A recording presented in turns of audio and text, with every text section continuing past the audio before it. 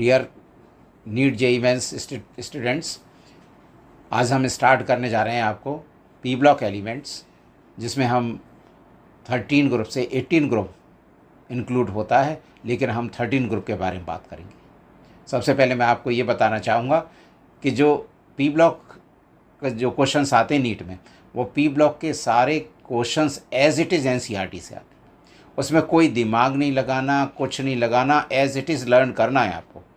As it is learn कर लीजिए। Question उठता है कि एज इट इज़ ऐसे कैसे लर्न कर लें? क्या आसान होगा इतना लर्न करना? जब तक कोई चीज़ समझी नहीं जाए तब तक उसको कैसे लर्न कर लिया जाए? या क्वेश्चन जरा सा थोड़ा सा जो है चेंज कर दिया तो फिर हमको तो आएगा ही नहीं उसका आंसर। तो फिर इसलिए जो है मैं यहाँ पर आपको एनसीईआरटी से पी ब्लॉक एलिमेंट्स करा रहा हूँ, और पी ब्लॉक एलिमेंट्स में 13 ग्रुप हम स्टार्ट करेंगे और एज इट इज़ एनसीईआरटी से कराऊंगा और उसे एक्सप्लेन करते हुए, जिससे कि आपको लर्न करना आसान हो जाएगा। और पूरे सारे उसके बाद केवल प्रैक्टिस करनी है, आपको कुछ नहीं करना, प्रैक्टिस कीजिए। और क्वेश्चन उठता है क्या एक बार पढ़ के रख दें? नहीं, इसको डेली पढ़ना है आपको जब तक नीट एग्ज़ाम नहीं आ जाता। डेली रिवाइज़ करिए, डेली रिवाइज़ करिए, वर्ड टू वर्ड पूरा दिमाग में ऐसे फीड हो जाना चाहिए कि सामने क्वेश्चन देखते ही तुरंत आंसर। अगर आपको नीट एग्ज़ाम क्रैक करना है तो आपको ऐसा करना ही पड़ेगा। तो देखिए यहाँ पर हम पी ब्लॉक एलिमेंट्स जो है स्टार्ट कर रहे हैं। तो पी ब्लॉक एलिमेंट्स जो है हम आज लेंगे, जो है पी ब्लॉक एलिमेंट्स को। क्वेश्चन उठता है कि पी ब्लॉक एलिमेंट्स के बारे में डायरेक्टली स्टार्ट कर दें तो हमको कैसे पता चलेगा कि पी ब्लॉक एलिमेंट ये होते क्या हैं? तो थोड़ा सा डिस्क्रिप्शन लेकर चलेंगे कि अगर आप पीरियोडिक टेबल अगर आपने स्टडी की है तो पीरियोडिक टेबल को 4 पार्ट्स में डिवाइड किया गया है: S block elements, P block elements, D and F block elements. S block elements left hand side को रखे हुए हैं, फर्स्ट एंड सेकंड ग्रुप के एलिमेंट्स हैं। P block elements right hand side को रखे हुए हैं, 13 to 18 ग्रुप एलिमेंट्स हैं। मिडिल में 3rd to 12th group D block elements हैं। और नीचे बॉटम पर पीरियोडिक टेबल के बॉटम पर 2 सीरीज़ बनी हुई हैं, वो कहलाती हैं एफ ब्लॉक एलिमेंट्स। क्वेश्चन उठता है कि ये हमको कैसे पता चलेगा कि कोई एलिमेंट एस ब्लॉक का है, कोई एलिमेंट पी ब्लॉक का है, कोई एलिमेंट डी ब्लॉक का है, कोई एलिमेंट एफ ब्लॉक का है? हम कैसे पता लगाएंगे? उसे पता लगाने के लिए आपको इलेक्ट्रॉन कॉन्फ़िगरेशन लिखना आना चाहिए। आपको अगर इलेक्ट्रॉन कॉन्फ़िगरेशन लिखना आता है तो लास्ट इलेक्ट्रॉन जिस सब शेल के अंदर एंटर करेगा वो उसी ब्लॉक का एलिमेंट माना जाएगा। अगर आप S block element first and second group के एलिमेंट्स का इलेक्ट्रॉन कॉन्फ़िगरेशन लिखेंगे तो last electron S sub shell में जाएगा तो वो एस ब्लॉक के एलिमेंट होंगे। अगर आप पी ब्लॉक जो कि 13 to 18 ग्रुप हैं, किसी भी एलिमेंट का इलेक्ट्रॉन कॉन्फ़िगरेशन लिखेंगे तो last electron P sub shell में जाएगा। इसका मतलब पी ब्लॉक एलिमेंट्स हैं। D block elements last electron D sub shell में एंटर करेगा। F block elements last electron F sub shell में एंटर करेगा। तो अगर आपको कोई ये पता लगाना है कि कोई एलिमेंट किस ग्रुप का है तो आपको इलेक्ट्रॉन कॉन्फ़िगरेशन लिखिए और लास्ट इलेक्ट्रॉन देखिए कि लास्ट इलेक्ट्रॉन किस सब शेल में जाता है, वो एलिमेंट उसी ब्लॉक का माना जाएगा। क्वेश्चन उठता है आपने कहा 13 to 18 ग्रुप एलिमेंट्स, तो 13 to 18 ग्रुप तो इनर्ट एलिमेंट्स होते हैं, इनर्ट ग्रुप एलिमेंट्स होते हैं जो कि आजकल नोबल गैसेस कहलाती हैं। ये बात सही है, लेकिन लास्ट इलेक्ट्रॉन तो पी सब शेल में जाता है, तो फिर वो पी ब्लॉक में ही इंक्लूड होगा। तो 13 to 18 ग्रुप एलिमेंट्स जो हम स्टडी करेंगे वो पी ब्लॉक के अंदर स्टडी करेंगे, और यही हम जो यहाँ पर करने जा रहे हैं। 13 ग्रुप जो कि 13 to 18 में 13 ग्रुप हम स्टार्ट करने जा रहे हैं। उसके बाद नेक्स्ट जो वीडियो आएगा उसमें हम 14 ग्रुप करेंगे, फिर 15 ग्रुप करेंगे, 16 करेंगे, 17 करेंगे और फाइनली 18 करेंगे। अच्छा, एक बात और ख़ास बात कि 13 and 14 ग्रुप एलिमेंट्स ये 11th स्टैंडर्ड में स्टडी किए जाते हैं, एंड 15 to 18 ग्रुप एलिमेंट्स ये 12th स्टैंडर्ड में स्टडी किए जाते हैं, बोर्ड में आते हैं। 13 and 14 ग्रुप ये 11th में आते हैं और 15 to 18 ग्रुप्स ये 12th बोर्ड में आते हैं। तो आपको एज इट इज़ यहाँ से पढ़ने से एक फ़ायदा और होगा कि आपको 11th और 12th बोर्ड एग्ज़ाम भी बड़ी आसानी से अच्छे मार्क्स से क्रॉस हो जाएगा। तो यहाँ पर हम पी ब्लॉक स्टार्ट करने जा रहे हैं। पी ब्लॉक में 13 ग्रुप करने से पहले हम पी ब्लॉक के कुछ जनरल करेक्टरिस्टिक्स के बारे में जानेंगे, फिर उसके बाद हम प्रॉपर 13 ग्रुप स्टार्ट करेंगे। सबसे पहली बात कि देखिए, अच्छा, लाइन टू लाइन आपको लर्न होनी चाहिए। मैं यहाँ एक्सप्लेन करूँगा, लेकिन एनसीईआरटी की लाइन टू लाइन बताऊँगा, क्योंकि वहाँ से ही क्वेश्चन आपको मिलेगा। कोई भी लाइन हम स्किप नहीं कर सकते। अगर हम स्किप कर देंगे तो क्वेश्चन अगर उसी में से आ गया तो सारी मेहनत बेकार हो जाएगी। इसलिए आपको जो है लाइन टू लाइन पढ़ना है, एक्सप्लेनेशन मैं साथ के साथ बता रहा हूँ, और लाइन टू लाइन आपको लर्न करना है। तो देखिए यहाँ पर जो हम बात कर रहे हैं कि in p block elements the last electrons enters the outermost p orbitals. देखिए अंडरलाइन मैं कर रहा हूँ यहाँ पर जो है p orbital, last electron p orbital में एंटर करेगा तो वो पी ब्लॉक एलिमेंट कहलाए। किसी भी एलिमेंट हो, कोई भी एलिमेंट लिख लीजिए। नेक्स्ट है, as we know that the number of P orbitals in 3 and therefore the maximum number of electrons that can be accommodated in a set of p orbital is 6। केवल इतनी line कि p orbitals के अंदर 6 electrons, p orbital, p sub shell के अंदर, not orbital, p sub shell के अंदर 6 electrons accommodate हो सकते हैं। और ऑर्बिटल के अंदर आपको पता होना चाहिए कि each orbital can occupy maximum 2 electrons. तो पी सब शेल के अंदर 3 ऑर्बिटल्स होते हैं, P X, P Y, P Z, दोनों में 2-2 इलेक्ट्रॉन, टोटल हो गए 6 इलेक्ट्रॉन। तो 6 इलेक्ट्रॉन्स होंगे P orbitals in 6 electron. Consequently there are 6 groups of P block elements in periodic table numbering from 13 to 18। जब पी ब्लॉक अगर हम लिखेंगे तो 1 to 6, P1, P2, P3, P4, P5, P6, 13, तो कितने टोटल जो ग्रुप्स हो जाएंगे वो 6 ग्रुप्स हो जाएंगे, क्योंकि इलेक्ट्रॉन पी सब शेल में मैक्सिमम 6 इलेक्ट्रॉन्स होते हैं। इसलिए अगर P1 से स्टार्ट करेंगे तो P1, P2, P3, P4, P5, P6, इस तरीके से सारे के सारे जो है पी ब्लॉक में इंक्लूड हो जाएंगे, ग्रुप्स में इंक्लूड हो जाएंगे। 13 ग्रुप P1 आएगा, 14th ग्रुप P2 आएगा, इसी तरीके से आगे करते जाइए और लास्ट में P6 इनर्ट गैसेज में चला जाएगा। तो यहाँ पर देखिए नेक्स्ट जो देखिए कि boron, carbon, nitrogen, oxygen, fluorine and helium had the groups. Had the groups का मतलब टॉप पर आएंगे। फ्लोरीन और जो हीलियम है वो टॉप पर आएंगे। वैलेंस शेल इलेक्ट्रॉन कन्फिग्रेशन, ये valence shell electron configuration NS2 NP 1 से लेके 6 तक। देखिए यहाँ पर जो है जो इसका जो इलेक्ट्रॉन कन्फिग्रेशन जो लिखेंगे हम जो है NS2 NP 6। देखिए यहाँ पर जो है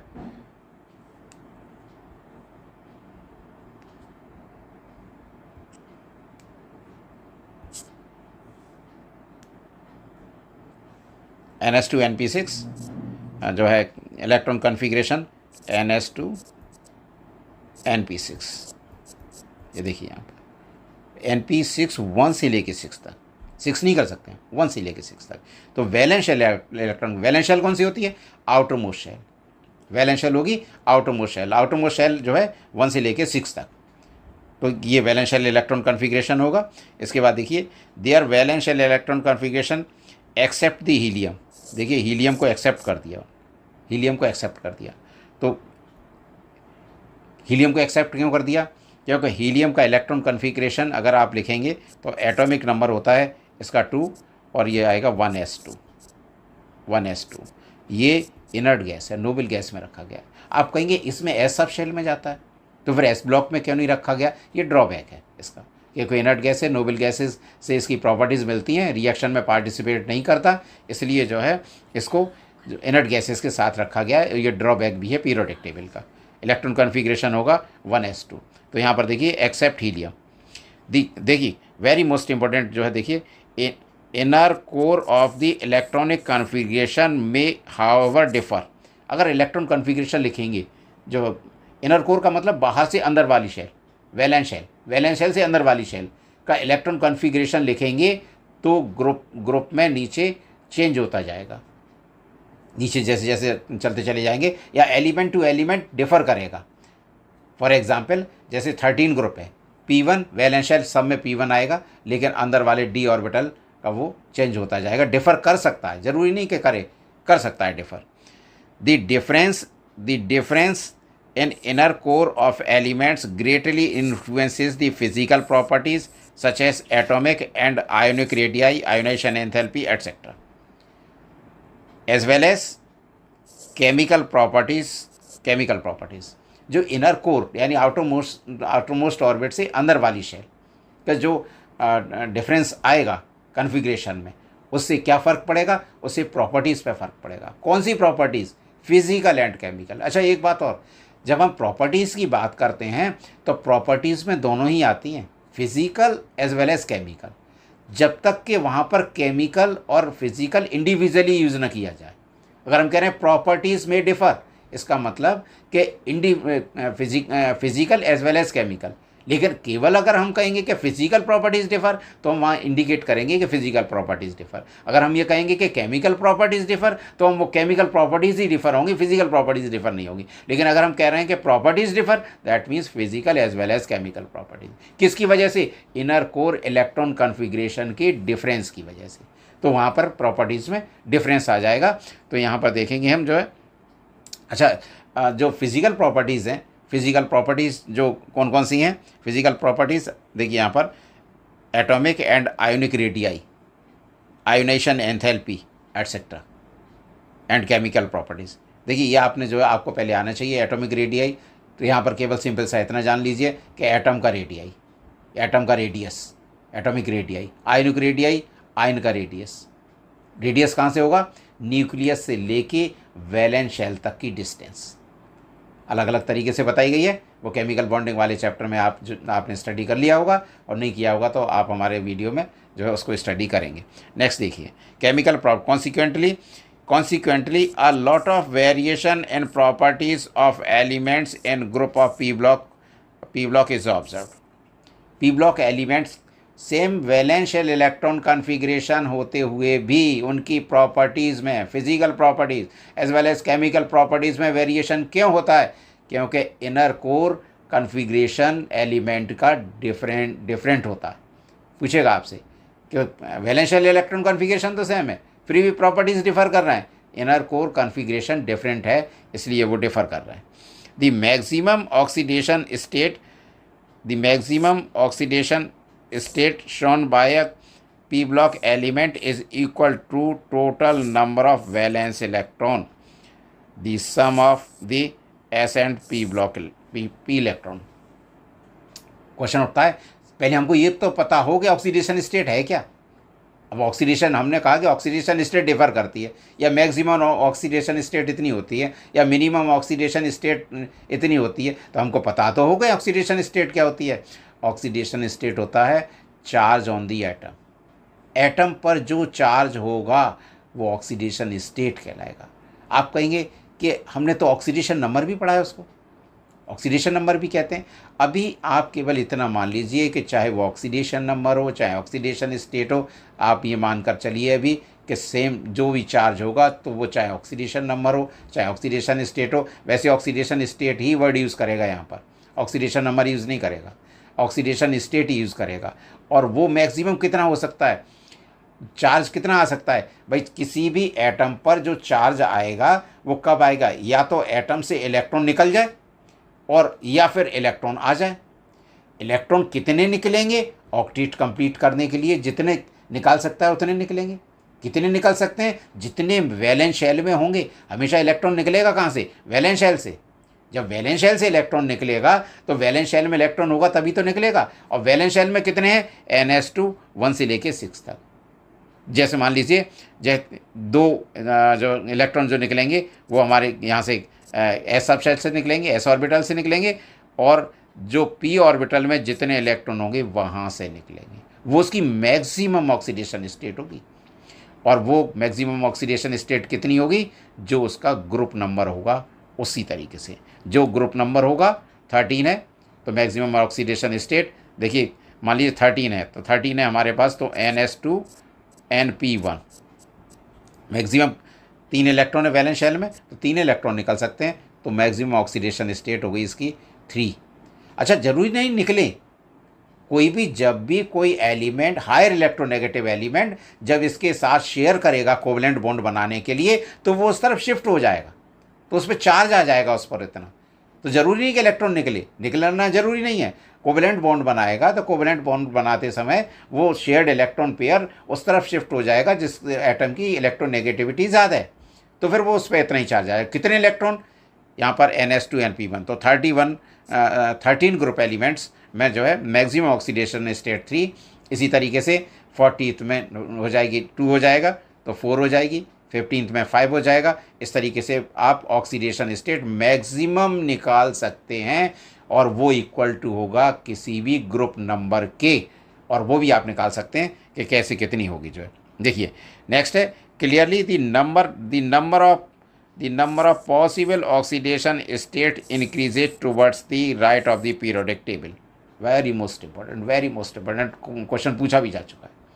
क्या क्वेश्चन आया है कि oxidation state in periodic table increases, decreases, first increases then decreases, remains constant, इस तरीके का क्वेश्चन आया है।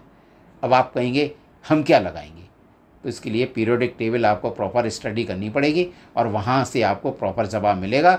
लेकिन यहाँ पर हम आपको पी ब्लॉक में बता रहे हैं कि पी ब्लॉक में ऑक्सीडेशन स्टेट इंक्रीज़ होती जाएगी। कैसे, यहाँ पर मान लीजिए 13 ग्रुप है तो 13 ग्रुप में मैक्सिमम ऑक्सीडेशन स्टेट हो गई 2 और 1 यानी +3।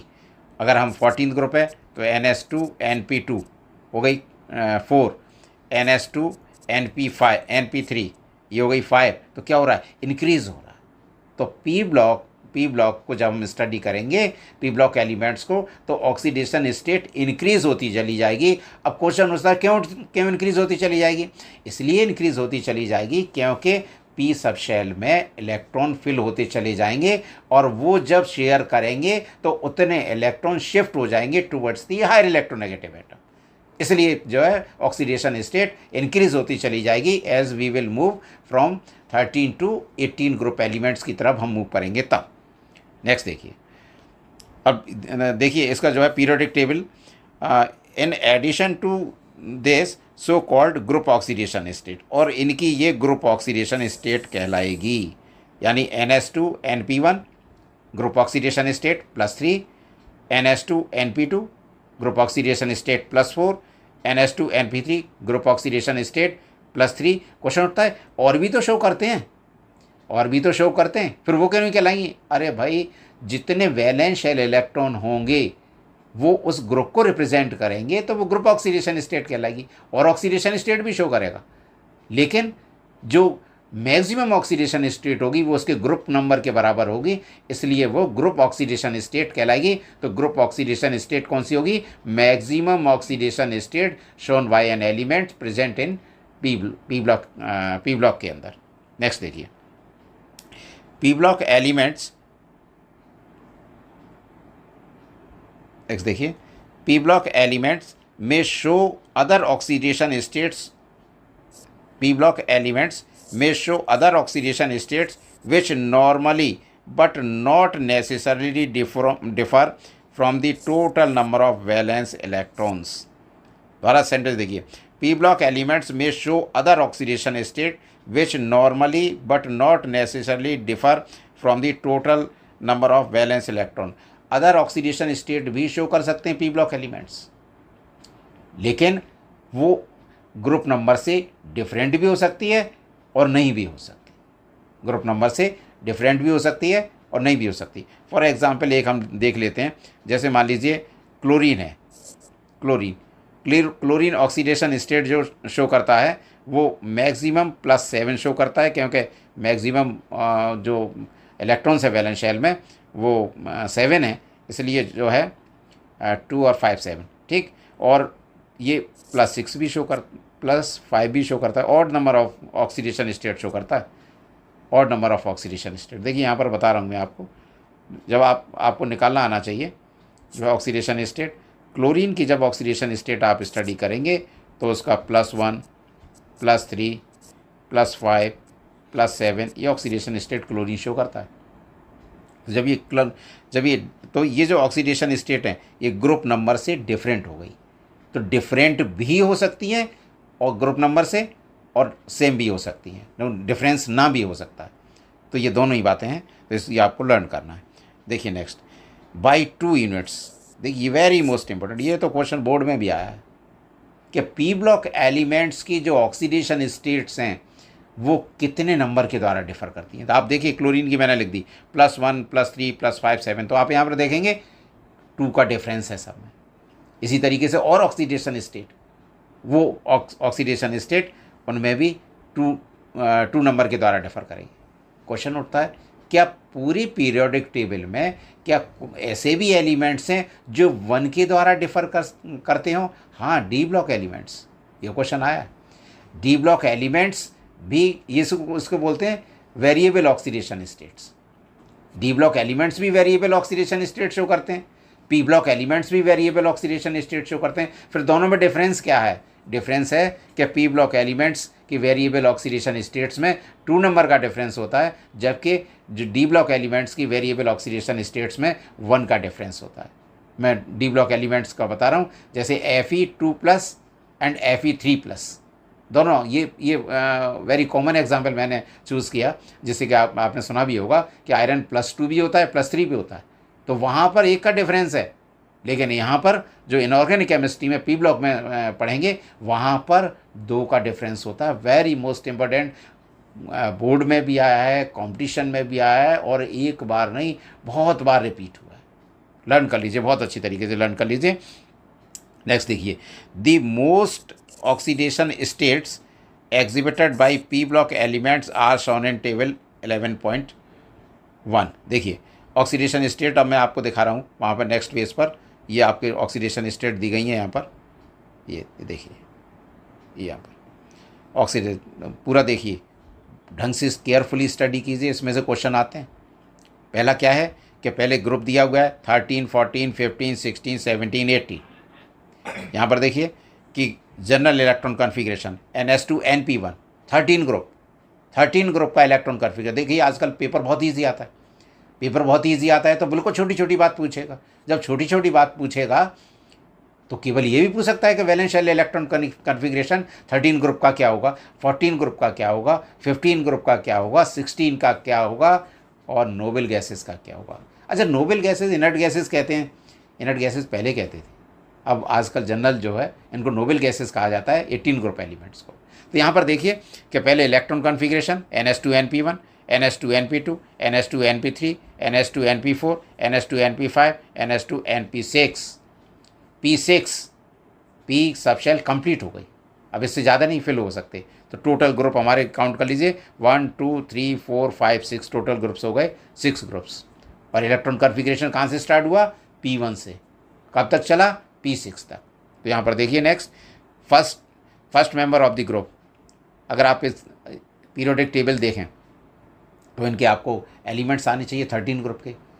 बोरोन कुछ बच्चे लर्न कर लेते हैं अलग तरीके से, लेकिन आप जो है जैसे भी आपको तरीका हो याद करने का पीरियोडिक टेबल को, तो 13, 14, 15, 16, 17 एंड 18 ग्रुप एलिमेंट्स आपको पूरे याद होने चाहिए, जिससे कि आप बड़ी आसानी से जो देखते ही तुरंत पहचान लें। इलेक्ट्रॉन कॉन्फ़िगरेशन लिखने की ज़रूरत ही ना पड़े, आपको तुरंत पहचान लें कि ये पी ब्लॉक एलिमेंट है, ये एस ब्लॉक एलिमेंट है, ये डी ब्लॉक एलिमेंट है, ये एफ ब्लॉक है। अच्छा, पीरियोडिक टेबल आपको लर्न होनी चाहिए, पूरी लर्न होगी ना, तो ये क्वेश्चन आता है इनमें से कौन से जो है सेम ग्रुप के हैं, तो आप तुरंत बता देंगे कि पी ब्लॉक के ही हैं, डी ब्लॉक के ही हैं, एफ ब्लॉक के। अगर आप इलेक्ट्रॉन कॉन्फ़िगरेशन लिखने बैठ गए ना तो फिर इलेक्ट्रॉन कॉन्फ़िगरेशन ये लिखते रहेंगे और पता चलेगा कि लास्ट में वो भी गलत निकला। तो आपको पीरियोडिक टेबल पूरी लर्न होनी चाहिए, देखते ही बता दीजिए कि कौन सा एलिमेंट किस ग्रुप का है। तो यहाँ पर देखिए, तो यहाँ पर फर्स्ट जब आप स्टडी करेंगे 13, 14, 15, 16, 17 एंड 18 ग्रुप को, तो आप वहाँ पर देखेंगे कि जो है कि 13 ग्रुप का जो टॉप एलिमेंट है वो बोरोन है, 14 का कार्बन है, 15 का नाइट्रोजन है, 16 का ऑक्सीजन है, 17 का फ्लोरीन है और 18 का हीलियम है। अगर इनको, अच्छा, जो टॉप एलिमेंट्स होते हैं उसी के नाम से ग्रुप की भी पहचान होती है। जैसे 13 ग्रुप जो कहलाएगा बोरोन फैमिली, 14 ग्रुप कहलाएगा कार्बन फैमिली, 15 ग्रुप कहलाएगा नाइट्रोजन फैमिली, 16 ग्रुप कहलाएगा ऑक्सीजन फैमिली, 17 ग्रुप कहलाएगा halogen family, not fluorine family, fluorine नहीं, हेलोजन फैमिली, वो आप डिटेल पढ़ेंगे बाद में। और 18 ग्रुप आपको पता ही है कि नोबल गैसेस कहलाते हैं।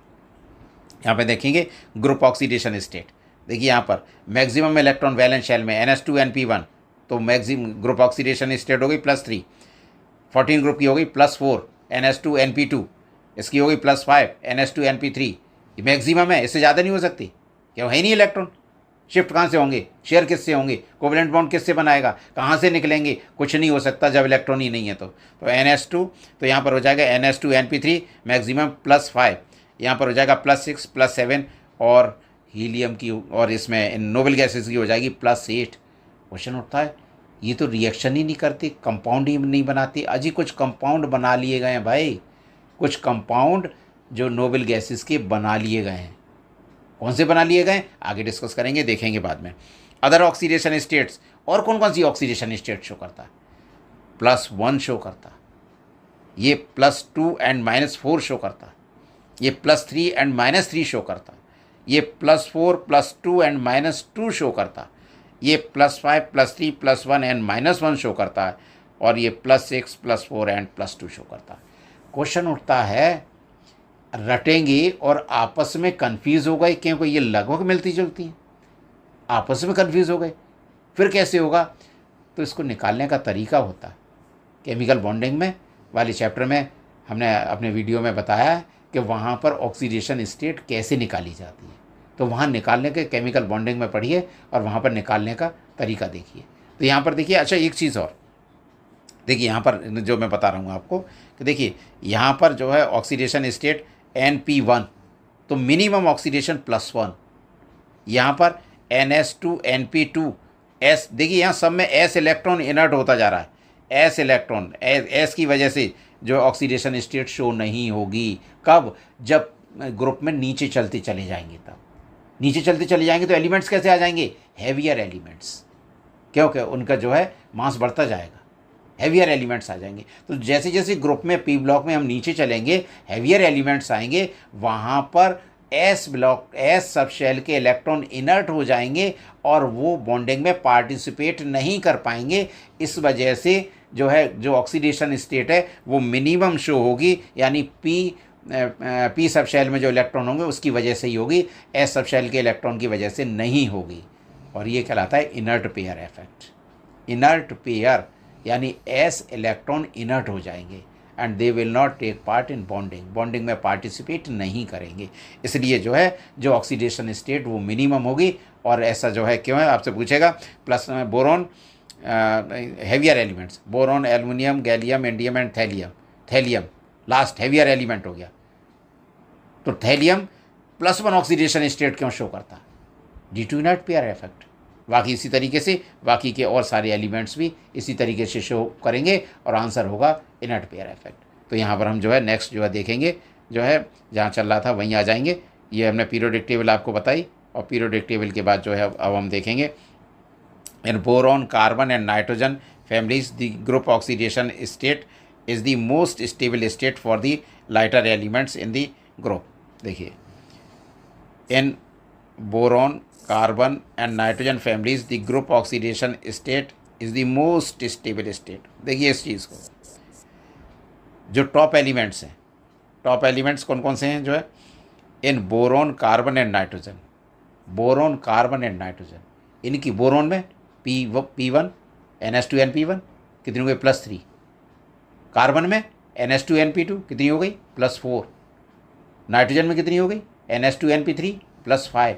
ये मोस्ट स्टेबल होती हैं, यही पूछेगा आपसे। कई सारी oxidation state, variable oxidation state show करते हैं P ब्लॉक एलिमेंट्स, और पर्टिकुलरली P ब्लॉक एलिमेंट्स के अंदर वेरिएबल ऑक्सीडेशन स्टेट शो करते हैं। 13, 14, 15 में मोस्ट स्टेबल ऑक्सीडेशन स्टेट कौन कौन सी होंगी, तो जो ग्रुप ऑक्सीडेशन स्टेट होगी +3 +4 एंड +5। नेक्स्ट देखिए, for the lighter elements in the group however the oxidation state to unit less than the group oxidation state becomes progressively more stable for the heavier elements in each group. This occurrence of oxidation state less than 2 and this is due to inert pair effect। ये हमने आपको बता दिया कि जैसे जैसे नीचे चलते चले जाएंगे हेवियर एलिमेंट्स आते चले जाएंगे, ग्रुप ऑक्सीडेशन स्टेट जो होगी, ग्रुप ऑक्सीडेशन स्टेट वो नीचे मिनिमम होती चली जाएगी, क्योंकि ऐसे इलेक्ट्रॉन पार्टिसिपेट नहीं करेंगे। ठीक है, नेक्स्ट पर आ जाइए जो है। अब यहाँ पर जो है the relative stabilities of these two oxidation states, group oxidation state and two unit less than the group oxidation state में vary from group to group and will be discussed at appropriate places.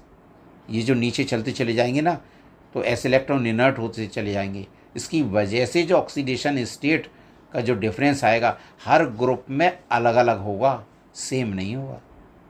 और वो कहाँ discuss करेंगे, वो उस group के अंदर ही discuss करेंगे।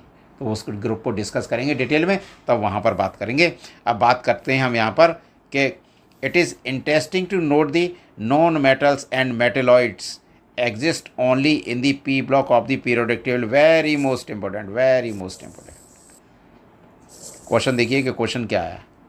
आप देखिए जैसे जैसे ये तो पीरियोडिक प्रॉपर्टीज़ हैं, आपने जैसे देखा होगा कि पीरियोडिक प्रॉपर्टी जैसे जैसे हम नीचे चलते चले जाते हैं पी ब्लॉक के अंदर या ग्रुप के अंदर, जैसे जैसे नीचे चलते चले जाते हैं मेटेलिक कैरेक्टर इंक्रीज होता जाता है। पहले टॉप पर जो है पी ब्लॉक की अगर हम बात कर रहे हैं तो पी ब्लॉक में टॉप पर नॉन मेटल्स हैं। जैसे जैसे नीचे चलेंगे मेटेलिक कैरेक्टर इंक्रीज होगा। क्वेश्चन उठता है कि मेटेलिक कैरेक्टर इंक्रीज होगा तो सडनली हो जाएगा क्या? सडनली नहीं होगा, धीरे धीरे मेटेलिक कैरेक्टर धीरे धीरे इंक्रीज होगा। तो धीरे धीरे जो है increase. It is interesting to note that the non metals and metalloids exist only in the P block of the periodic table. देखिए यहाँ पर कि जब आपने ग्रुप प्रॉपर्टीज़ पढ़ी होंगी तो वहाँ पर आपने देखा होगा कि जब हम ग्रुप में नीचे चलते चले जाते हैं तो मेटेलिक कैरेक्टर इंक्रीज होता चला जाता है। टॉप का अगर पी ब्लॉक में देखें तो टॉप के एलिमेंट्स नॉन मेटल्स हैं, नीचे चलते चले जाएंगे मेटेलिक कैरेक्टर इंक्रीज होगा, तो धीरे धीरे तो इंक्रीज होगा। तो बीच में कुछ ऐसे एलिमेंट्स भी आएंगे जिसमें कि जो है नॉन मेटेलिक कैरेक्टर भी होगा और मेटेलिक कैरेक्टर भी होगा। ऐसे एलिमेंट्स कहलाते हैं मेटेलॉइड्स। तो ये पी ब्लॉक एलिमेंट्स पूरे पीरियोडिक टेबल में ऐसा ग्रुप है जिसमें नॉन मेटल्स भी हैं, मेटेलॉइड्स भी हैं और मेटल्स भी हैं। क्वेश्चन होता है मेटल्स कहाँ हैं? अरे बॉटम पर भाई, बॉटम पर जो है मेटल्स हैं, जो है टॉप पर नॉन मेटल्स हैं और बीच में आ गए मेटेलॉइड्स। तो ये पी ब्लॉक एलिमेंट्स की ये खास बात यह है कि इसके अंदर जो है नॉन मेटल्स हैं, मेटेलॉइड्स हैं एज वेल एज मेटल्स भी हैं। क्वेश्चन उठता है दूसरे ग्रुप से अगर कंपेयर करें, एस ब्लॉक एलिमेंट्स को कंपेयर करें, डी ब्लॉक एलिमेंट्स को कंपेयर करें, एफ ब्लॉक एलिमेंट को कंपेयर करें, तो वहाँ पर जो है वहाँ पर नाम भी हैं उनके, transition metals D block elements को, मेटल पहले ही कह दिया, transition metals D block elements को, तो वही मेटल ही होंगे, तो वो तो मेटल्स ही होंगे। पी ब्लॉक में तीनों आते हैं, metals, non metals as well as metalloids. तो देखिए यहाँ पर the non metallic character of the element decreases, the non metallic character of the element decreases down the group. ये हमने पहले ही बता दिया, ग्रुप प्रॉपर्टीज़ है। मेटेलिक कैरेक्टर जो है नीचे की तरफ जो है देखिए यहाँ पर the non metallic character, non metallic character decrease होगा, that means metallic character increase होगा। मेटेलिक कैरेक्टर इंक्रीज होगा, नॉन मेटेलिक कैरेक्टर डिक्रीज होगा down the group. In fact, the heaviest element in each p block group is the most metallic in nature। जो heaviest element होगा यानी top bottom पर जो होगा, heaviest element का जो बॉटम पर होगा, जो एलिमेंट बॉटम पर होगा वो सबसे ज़्यादा जो है मेटेलिक होगा।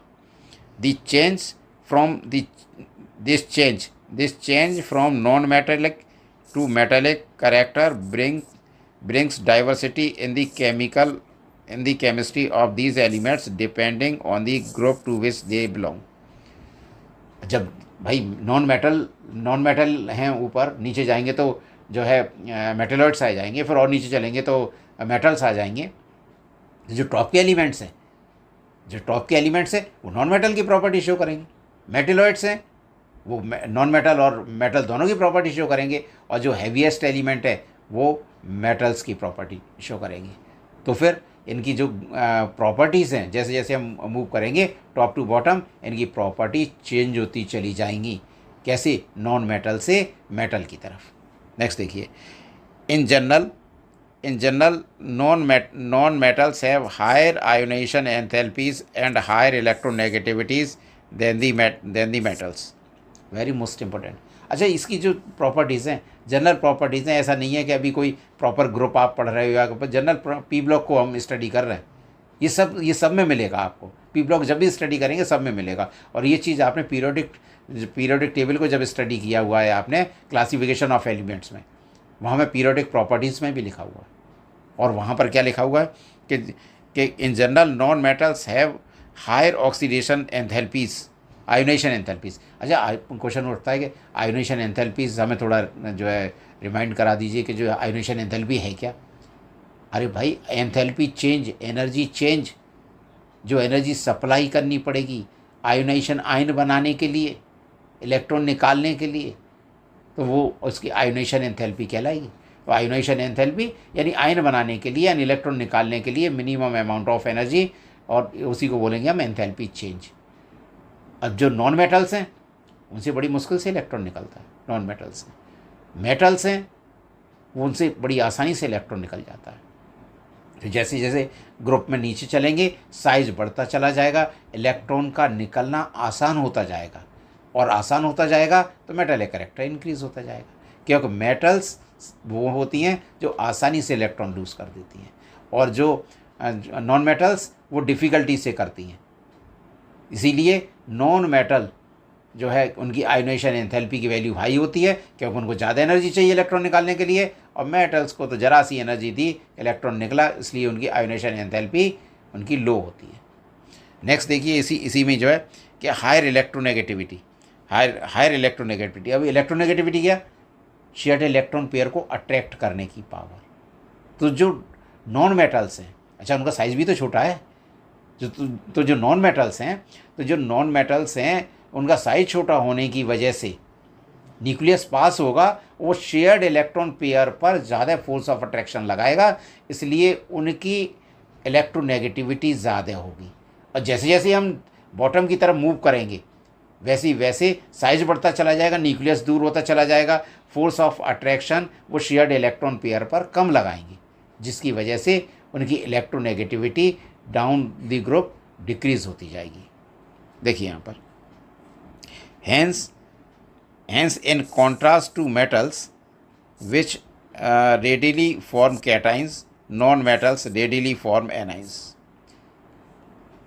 मेटल्स हैं आसानी से लूज़ कर देंगी तो वो कैटाइन बना देंगी, एनाइंस लूज़ नहीं करेंगे तो लेने की टेंडेंसी रखेंगे तो वो एनाइंस आसानी से बना देंगे।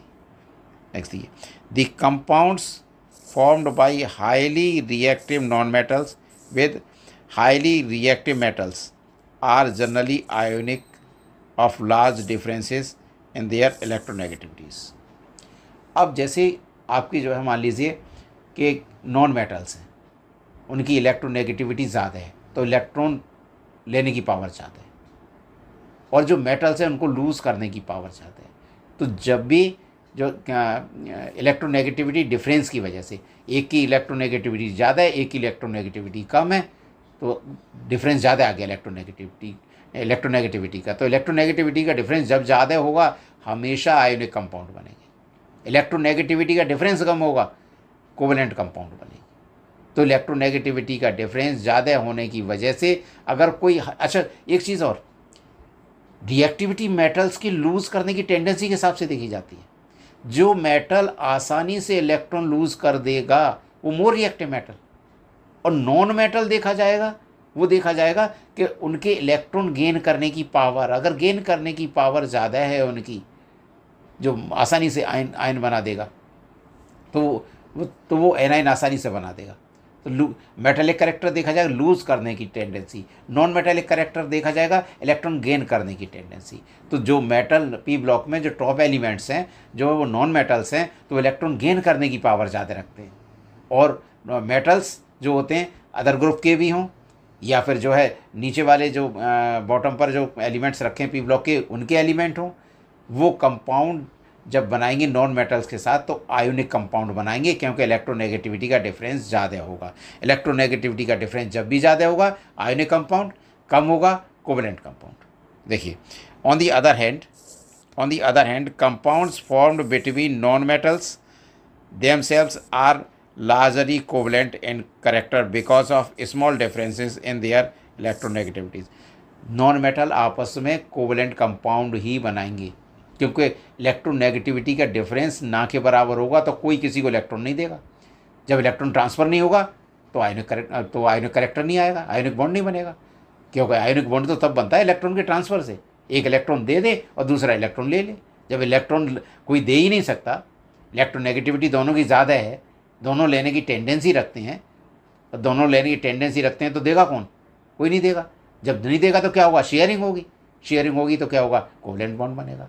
तो नॉन मेटल्स इलेक्ट्रोनेगेटिविटी के डिफरेंस कम होने की वजह से या न होने की वजह से हमेशा कोवलेंट कंपाउंड्स बनाया करते हैं। The change of non metallic to metallic character can be best illustrated by the nature of oxides they form. The non-metal oxides are acidic, neutral, whereas metal oxides are basic in nature. इसको learn करने का सबसे बढ़िया तरीका, पूछेगा आपसे कि metallic और नॉन मेटेलिक कैरेक्टर को बेस्ट कैसे रिप्रेजेंट कर सकते हैं, उनकी ऑक्साइड देख लीजिए। ऑक्साइड का नेचर क्या है वो हमको कैसे पता चलेगा?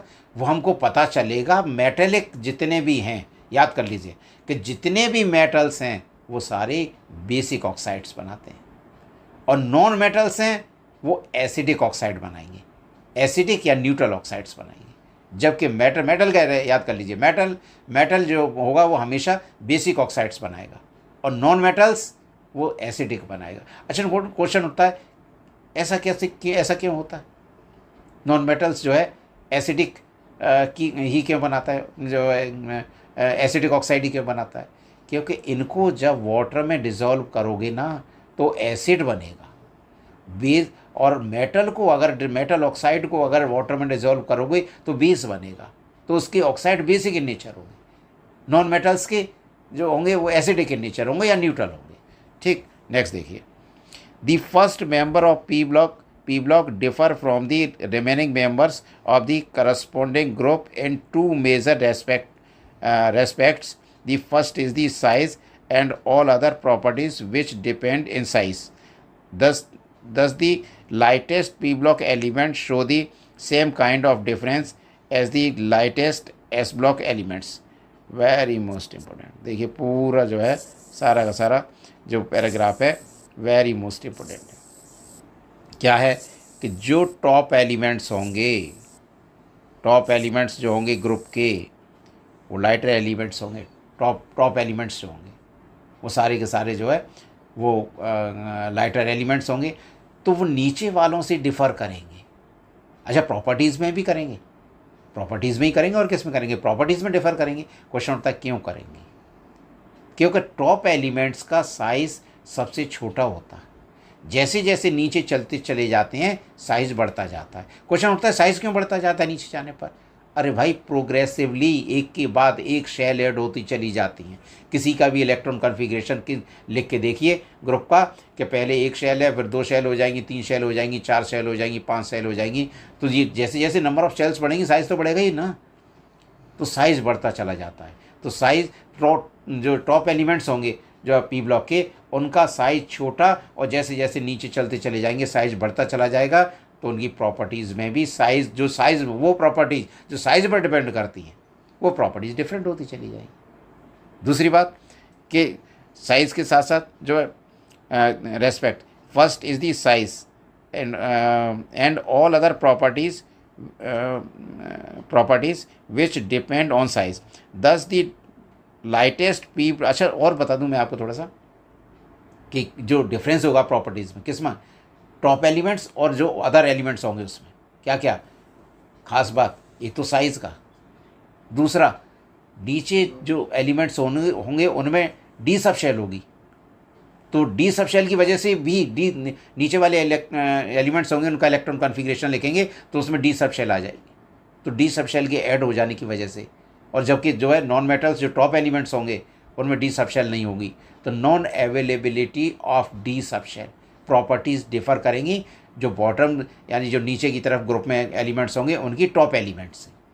Non availability of d orbitals और टॉप एलिमेंट्स की जो है स्मॉलेस्ट साइज़, नीचे जाने पर साइज़ बढ़ता जाएगा। बाकी प्रॉपर्टीज़ और जो आप स्टडी करेंगे, जो आपने क्लासिफिकेशन ऑफ एलिमेंट्स में स्टडी किया है कि ग्रुप में जाने पर क्या क्या प्रॉपर्टीज़ चेंज होंगी, तो आयोनेशन एंथैल्पी है, इलेक्ट्रोनेगेटिविटी है, ये भी प्रॉपर्टीज़ पर इफेक्ट डालेंगी। भले ही इसमें एनसीईआरटी में यहाँ इस लाइन में नहीं लिखा हुआ है, लेकिन आप जो है क्लासिफिकेशन ऑफ एलिमेंट्स में पढ़िए कि जैसे जैसे ग्रुप में नीचे चलते चले जाते हैं तो प्रॉपर्टीज़, पीरियोडिक प्रॉपर्टीज चेंज होती हैं। तो किस किस की वजह से चेंज होती हैं, क्या क्या प्रॉपर्टीज चेंज होती हैं, वो सारी यहाँ पर भी चेंज होंगी। नेक्स्ट देखिए,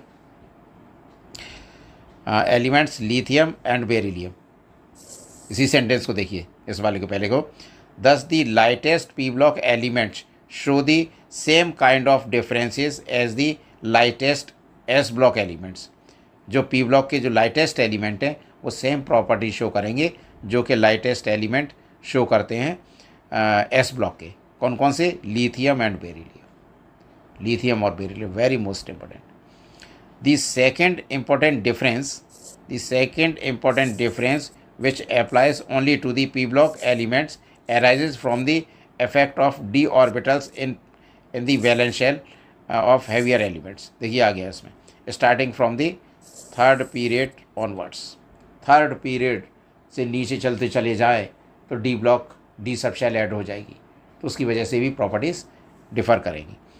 and there lack of second period elements. Second period में डी ऑर्बिटल ऐड नहीं होगा, डी सब शेल नहीं होगी, तो उसकी प्रॉपर्टीज़ डिफ़र करेंगी। The second period elements of p groups starting from the boron are restricted to a maximum covalence of 4 using 2s electron and 2p orbitals. Covalence means number of covalent bond. Covalent bond बनाने में जितने maximum electron use होंगे, कहाँ से होंगे? S sub shell से और P sub shell से। एस और पी सब शेल में कितने, देखिए यहाँ पर स्टार्टिंग, इसी सेंटेंस को दोबारा फिर से देखिए कि इसी सेंटेंस को, the second period elements of p group starting from the boron are restricted to maximum covalence of 4 using 2s and 3 2p orbitals. यानी मैक्सिमम कोवेलेंट जो बॉन्ड बनेंगे ना, वो 13 ग्रुप वाले मैक्सिमम 4 नहीं बना सकते, क्योंकि 2s और 2p ऑर्बिटल के जो इलेक्ट्रॉन होंगे वही कोवेलेंट बॉन्ड बनाने में यूज़ होंगे। वहाँ इलेक्ट्रॉन है ही नहीं, कोवेलेंट बॉन्ड कहाँ से बनेगा? तो वो रेस्ट्रिक्टेड है। वहाँ जो है 4 कोवेलेंट बॉन्ड नहीं बन सकते, रेस्ट्रिक्टेड है वो।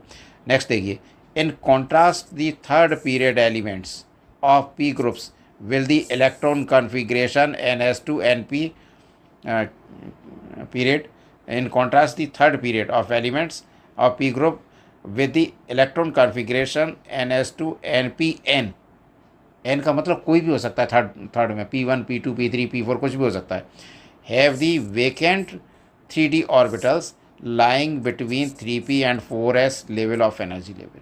3d ऑर्बिटल खाली पड़ा होगा, 3d ऑर्बिटल खाली पड़ा होगा, तो वहाँ पर वेकेंट जो है होने की वजह से वहाँ की प्रॉपर्टीज़ डी ऑर्बिटल ऐड हो जाने की वजह से वो एलिमेंट्स जो है हैवियर एलिमेंट्स डिफ़र करेंगे टॉप एलिमेंट्स से। देखिए नहीं, using these d orbitals the third period elements can expand their covalence ever 4। For example, very most important, vacant d orbital के प्रेजेंट हो जाने की वजह से कोवेलेंसी एक्सपेंड कर सकती है। अगर कोई 4 शो कर रहा है मैक्सिमम कोवेलेंसी, तो 4 से ज़्यादा शो करेगा। क्यों? Vacant d orbital. जैसे वेकेंट डी ऑर्बिटल क्या है, कैसे शो करता है, ये जो है आप कोवेलेंट बॉन्ड वाले चैप्टर में पढ़ेंगे, कोवेलेंट बॉन्ड फॉर्मेशन में, तो वहाँ पर देखेंगे। फॉर एग्जांपल यहाँ पर देखते हैं कि कोवेलेंसी 4 से ज़्यादा भी हो सकती है। भले कोई covalent P block element 4 show कर रहा है कोई एलिमेंट, लेकिन अगर डी ऑर्बिटल ऐड हो गया, थर्ड पीरियड से ऐड होता है, हमेशा ध्यान रखिए, थर्ड पीरियड से ऐड होता है, तो अगर डी ऑर्बिटल ऐड हो गया तो वो एक्सपेंड कर सकता है अपनी कोवेलेंसी। फॉर एग्जांपल देखिए, वाइल देखिए period expand their covalence above 4। For example, while boron forms only Bf4 1 negative, aluminium gives AlF3 6 negative ion. देखिए, अब आपको कोवेलेंस, आपको ऑक्सीडेशन स्टेट निकालना आना चाहिए, कोवेलेंसी निकालनी आनी चाहिए आपको। तो यहाँ पर जो है एक्सपेंड कर रहा है, while boron forms only Bf4 1 negative बनाता है बोरॉन, और जबकि आपको एल्युमिनियम AlF6 3 नेगेटिव बना था। यहाँ पर कोवेलेंस एल्युमिनियम 6 फ्लोरीन एटम के साथ कोवेलेंट बॉन्ड बना रहा है, यहाँ पर बोरॉन 4 कोवेलेंट बॉन्ड बना रहा है। तो यहाँ एल्युमिनियम में d ऑर्बिटल ऐड हो गया जो है एल्युमिनियम का जो इलेक्ट्रॉन कॉन्फ़िगरेशन जो अगर आप देखेंगे तो एल्युमिनियम का क्या 13 होता है, 1s2 2s2 2p6 10 हो गए। देखिए यहाँ पर लिखता हूँ मैं आपका जो है एल्युमिनियम का इलेक्ट्रॉन कॉन्फ़िगरेशन, एल्युमिनियम 13 होता है, ठीक है 13। तो यहाँ पर देखिए 1s2 2s2 2p6 3s2 3p1, देखिए 2 और 2 4 और 6 10, 2 12 और 1 13 13। जैसे ही थर्ड पीरियड आया वैसे ही d ऑर्बिटल ऐड हो गया, एक्सपेंड कर गया इलेक्ट्रॉन कॉन्फ़िगरेशन। देखिए ये 1s2 2s2 2s2 2p6 3s2 3p1, ये थर्ड पीरियड जैसे ही ऐड हुआ अब एक्सपेंड कर गया। तो एल्युमिनियम यहाँ पर 6 कोवेलेंट बॉन्ड बना रहा है और बोरोन यहाँ पर 4 कोवेलेंट बॉन्ड बना रहा है, क्योंकि जितने ऑर्बिटल है उसी के अकॉर्डिंग कोवेलेंट बॉन्ड बना करते हैं। नेक्स्ट देखिए, the presence of these d orbitals influences the chemistry of the heavier elements in a number of other ways। Other properties भी डिफरेंट होती हैं इन डी ऑर्बिटल के ऐड हो जाने की वजह से। The combined effect of size and availability of d orbitals considerably influences the ability of these electrons to form pi bonds. अब ये कौन सा पाई बॉन्ड आया, आपको पता होना चाहिए। जब कोवेलेंट बॉन्ड केमिकल बॉन्डिंग में पढ़ते हैं कि बॉन्ड्स 2 तरीके के पढ़ते हैं कोवेलेंट बॉन्ड, एक सिग्मा बॉन्ड और एक पाई बॉन्ड। सिग्मा बॉन्ड क्या होता है, सिग्मा बॉन्ड स्ट्रॉन्ग बॉन्ड होता है। पाई बॉन्ड क्या होता है, पाई बॉन्ड वीक बॉन्ड होता है। कैसे बनता है, साइड वाइज ओवरलैप से। कौन से ज़्यादातर साइड वाइज ओवरलैप कौन से होंगे, पी ऑर्बिटल की साइड वाइज ओवरलैपिंग से पाई बॉन्ड बनता है। सिग्मा किससे बनता है, एक्सियल ओवरलैपिंग से। तो यहाँ पर देखिए आप यहाँ पर कहा है कि size effect the combined effect of size and availability of d orbitals considerably influence the ability of these elements to form pi bonds. Combined effect size का और डी ऑर्बिटल का ये पाई बॉन्ड फॉर्मेशन पर effect डालता है।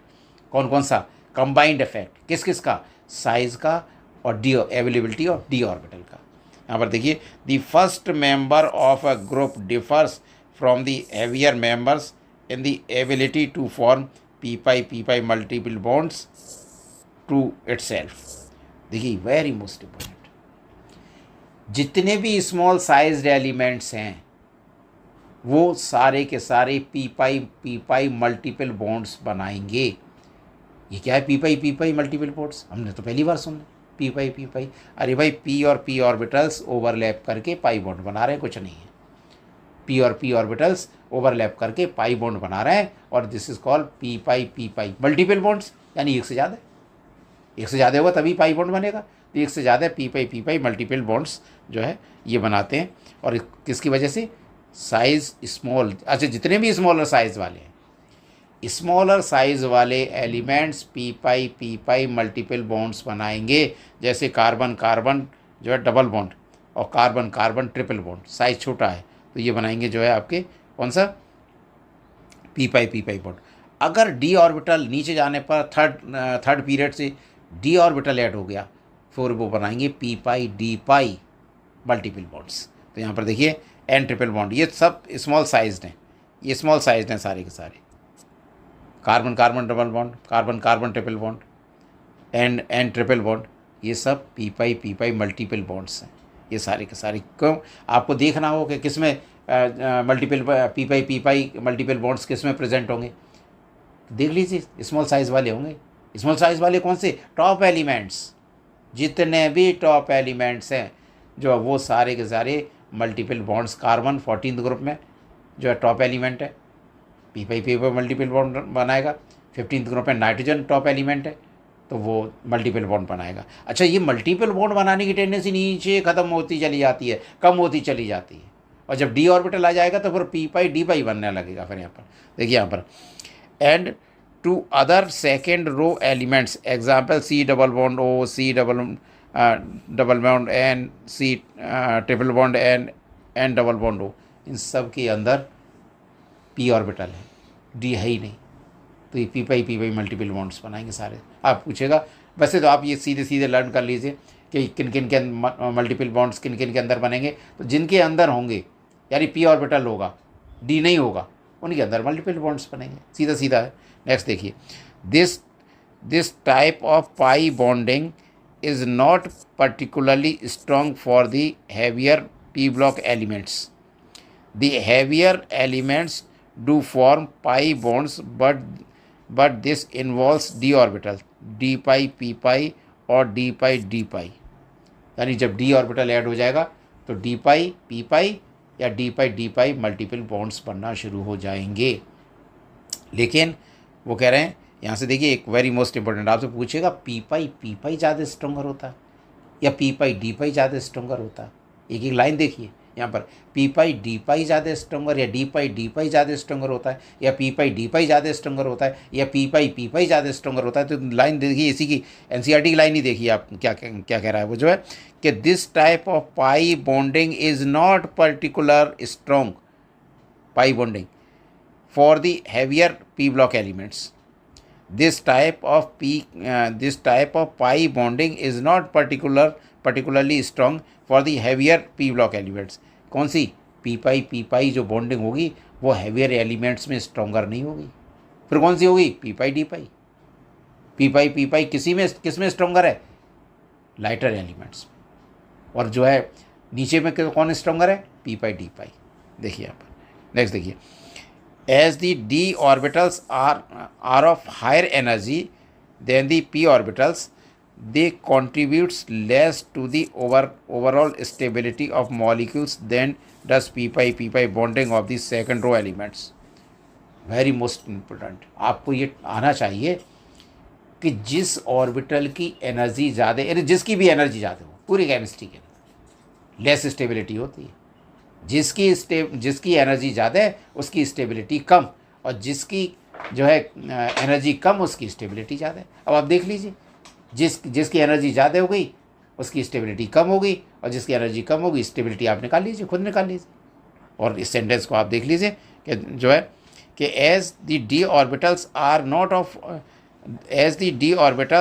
Of higher energy than the p orbitals, d orbitals की energy ज़्यादा होती है, दे कंट्रीब्यूट स्टेबिलिटी, वो फिर कम प्रोवाइड करते हैं मॉलिक्यूल्स को। देख लीजिए नेक्स्ट देखिए, however the coordination number in species of heavier elements may be higher than for the first elements in the same oxidation state. Question उठता है यहाँ पर कि ये कोऑर्डिनेशन नंबर क्या है। पहले तो ये आपको पता होना चाहिए ना कि कोऑर्डिनेशन नंबर क्या है। कोऑर्डिनेशन नंबर होता है, आप कोऑर्डिनेशन कंपाउंड पढ़ेंगे वहाँ कोऑर्डिनेशन कंपाउंड, उसको जो सराउंडिंग एक सेंट्रल मेटल एटम होता है, सेंट्रल मेटल एटम को सराउंड करने वाले जितने एटम्स या मॉलिक्यूल्स हुआ करते हैं या आइंस हुआ करते हैं, वो सारे के सारे कहलाते हैं, वो उसका कहलाता है कोऑर्डिनेशन नंबर।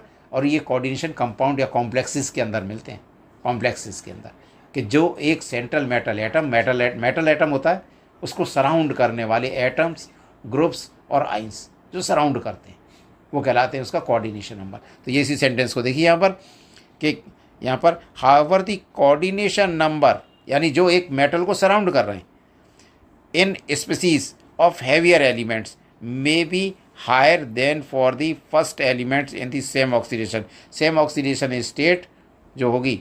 अच्छा, एक चीज़ बहुत सिंपल सी बात है, क्या कि साइज छोटा हुआ तो ज़्यादा सराउंड कर लेंगे, साइज़ बड़ा हुआ तो कम सराउंड करेंगे, सीधी बात है। अगर कोई मेटल एटम है, अगर उसके चारों तरफ देखा जाए कि कितने एटम्स या ग्रुप्स प्रेजेंट होंगे, तो अगर साइज़ बड़ा है तो कम आ रहे होंगे, साइज़ छोटा है तो ज़्यादा आ रहे होंगे, सीधी बात है। तो बस इस सेंटेंस को पढ़ लीजिए और आप अपने आप देख सकते हैं जो है कि higher than for the first same oxidation state में ज़्यादा होंगे, higher than for the first element in the same oxidation state. For example देखिए, in +5 oxidation state both nitrogen both nitrogen and P form oxoanions. Nitrate NO3 1 negative ion 3 coordination with P pi bonding involving the nitrogen p orbitals, and P4 4 coordination involving s, p and d orbitals contributing to the pi bond. In this unit देखिए यहाँ पर d orbital use हो जाएंगे, जो covalency उसकी expand कर जाएगी, तो वैसे भी एक्सपेंड कर रही है। NO3 1 नेगेटिव के अंदर इसका कोऑर्डिनेशन नंबर 3 है, क्योंकि नाइट्रोजन को 3 सराउंड कर रहा है। और यहाँ पर जो है P4, इसमें d ऑर्बिटल आ गया, फॉस्फोरस के अंदर d ऑर्बिटल आ गया, तो इसको 4 इसका कोऑर्डिनेशन नंबर 4, यानी 4 जो है देखिए दोनों के अंदर, नाइट्रोजन के अंदर और फॉस्फोरस दोनों के अंदर ऑक्सीडेशन स्टेट सेम आ रही है और +5 ऑक्सीडेशन स्टेट आ रही है। बोथ नाइट्रोजन एंड दोनों के अंदर +5 ऑक्सीडेशन स्टेट आ रही है, लेकिन कोऑर्डिनेशन नंबर फॉस्फोरस का 4 है और नाइट्रोजन का 3 है। क्यों? क्योंकि फॉस्फोरस के अंदर d ऑर्बिटल आ गया, ऐड हो गया, और इसके नाइट्रोजन के अंदर d ऑर्बिटल प्रेजेंट नहीं है।